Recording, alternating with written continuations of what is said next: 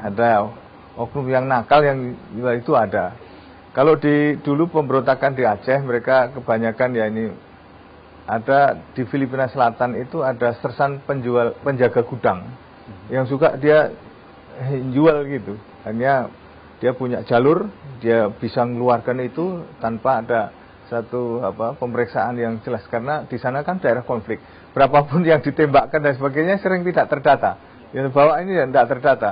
Bahkan masih kalau tadi di Filipina ada labelnya property of Filipina, ini juga sama gitu.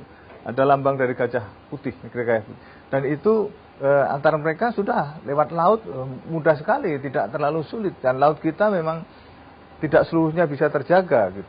Ibaratnya tentara, polisi dijejer muter pun nggak akan cukup bisa menutup wilayah itu. Baik. Di samping itu cover-cover yang digunakan melalui nelayan, dan bahkan ada yang menggunakan pura-pura nelayan cewek ini, wanita. Orang nggak curiga itu.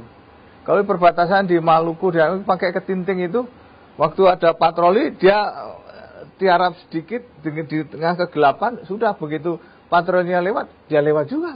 Main seperti itu. Jadi kucing-kucingan ini terjadi di wilayah. Baik, benar begitu Mas Ramli. Jadi menggunakan nelayan juga, menggunakan perempuan juga. Ketika dulu mengirim senjata, seperti apa? Mas Wawan ini malah seperti pelaku pedagang ini, jawabannya ini. Memang hampir seperti itu. Jadi yang jelas bagaimana kita bisa mengirim paket ini melewati perbatasan 3 negara ini, Filipina, Malaysia, dan Indonesia. Siapa yang bisa ngirim paket ke perbatasan dia yang menang. Jadi dari Filipina bisa kita kirim melalui perbatasan Malaysia yang masuk ke Tarakan, atau kita kirim melalui perbatasan Sulawesi yang akhirnya Halmahera dan masuk ke Ambon. Gitu. Jadi Mas Wawan juga menjelaskan hampir seperti itu. Tetapi kan kita juga memiliki kontak-kontak tersendiri dalam hal ini, tidak serta-merta. Itu secara garis besar memang sistem penjualan dan perdagangan seperti itu. Cuman memang di Filipina sendiri itu, Filipina Selatan itu begitu mudahnya. Kenapa? Memang etalase konflik di sana yang memudahkan senjata itu beredar. Baik. Jadi begitu kita menginginkan, kita asalkan ada rupiah pun, katakanlah ada dolar di sana, kita bisa mendapatkan. Oke. Pak Ali, dulu ketika konflik Poso Ambon, Anda dan teman-teman ketika hendak memesan senjata itu, siapa orang pertama yang Anda hubungi?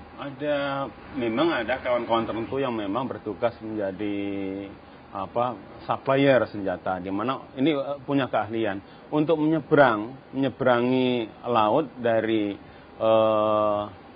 Tinakareng sampai ke provinsi Sarangani, itu mempertaruhkan nyawa. 3 meter ombak, 4 meter ombak dilalui dengan membawa sampan, dengan membawa perahu kecil yang bersayap bambu, dan itu cukup berisiko.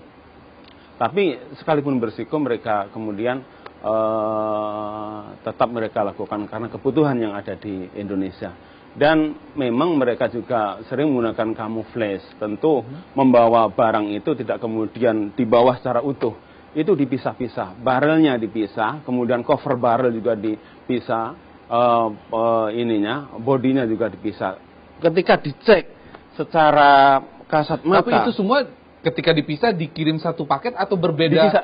Dipisah-pisah. Ada satu kardus ini cover barrel, kemudian satu kardusnya itu yang gun stocknya itu jadi beda-beda. Ketika dicek satu itu sepertinya sepeda motor saja. Dan itu tidak kemudian aparat yang menjaga di pelabuhan itu tidak curiga dikiranya itu sepepat saja. Padahal itu senjata yang cukup mematikan. Begitu sampai di Ambon maupun di Poso, ada kemudian di sana dirakit ulang. Yang kemudian tidak dipakai pada saat itu dikirim ke Lamongan. Mohon maaf Mas Aryo, 2002 ada polisi menemukan puluhan senjata di Lamongan terkait dengan Mas Amrozi pada waktu itu ditangkap karena terkait dengan bom Bali. Ditemukan puluhan senjata di hutan dadapan Solokuro Lamongan. Publik pada waktu itu menduga, mengira, menyangka bahwa senjata ini punya siapa kalau bukan polisi. Ini polisi yang menanam, bukan. Senjata itu berasal daripada Filipina dan kemudian kakak saya memang ahli senjata, Mas Ali Imran, kemudian bisa masuk ke Indonesia itu bermain dengan siapa saja? Bermain dengan kita, itu sebetulnya sangat rahasia. Tidak semua orang dan tidak semua anggota tahu. Hanya orang-orang tertentu saja yang tahu tugas siapa untuk membawa senjata ini dari Mindanao ke Ambon dan kemudian lanjut ke Jawa dan baru kemudian disebarkan ke tempat konflik termasuk di Poso. Nah, itu kan melalui jalur banyak begitu ya? Betul. Tidak ketahuan mengakali patroli, mengakali... Ya tentu, ini kan namanya pencuri. Pencuri tentu harus lebih lihai. Yang saya katakan tadi, mereka punya camouflage. Biasa mereka tidak membawa sendiri, tapi kemudian dititipkan kepada mereka yang suka membawa barang di pelabuhan, tapi kemudian dipantau dari jauh. Itu saling kenal? Atau sistem sel terputus? Tidak kenal, terputus sel itu. Orang yang dititipi tahu nggak kalau yang barang yang dibawa itu? Tidak tahu. Dikiranya ini sepepat motor saja. Oke. Bagus. Kalau melihat cara seperti ini, tampaknya orang berpikir pantas senjata-senjata itu bisa masuk. Nah, kemudian apa yang bisa dilakukan oleh polisi? Iya, tentunya kita melibatkan masyarakat. Tadi Pak Wawan sudah sampaikan, berapapun petugas kita jejer di sepanjang pantai kita tidak akan mampu untuk memonitor ini. Karena tadi beliau juga sampaikan, ya kucing-kucingan sama petugasnya. Karena kita punya nelayan-nelayan yang cukup tangguh. Dalam artian bahwa mereka sudah kenal wilayah itu, kapan ombak, kapan tidak.